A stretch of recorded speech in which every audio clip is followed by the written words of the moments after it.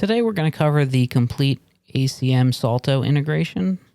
First here I have my Salto server, and the first thing you'll want to do is go to Systems, General Options, and then click on your ship settings. So you see here I already have the IP address of my ACM appliance listed, and then I put in my ACM user credentials here. And I just left everything else default.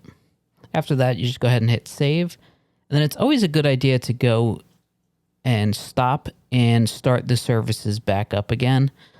We were told originally by the Salto team that that's always a good practice, so that's something we continue to do each time. Next, you'll go to ACM, and you'll see here if you just go to the gear wheel and click External Systems, and then you can go ahead and click Salto.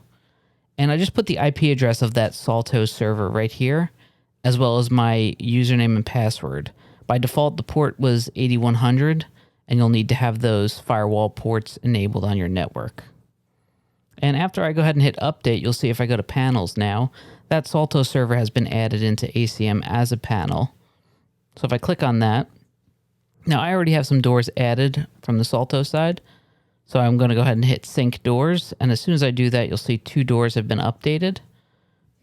And if I go to physical access and doors, you should be able to see those 2 doors get added there as well. And there are these 2 doors right here below. Now, lastly, the last thing you'll need to do is know how to add a token.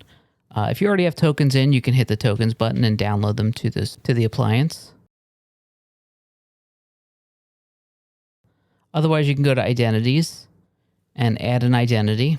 And I'll just go ahead and make a test user here. And scroll to the bottom. Hit save. And I'll give them whatever access I want them to have. I'll just grab any of these for now. Hit save.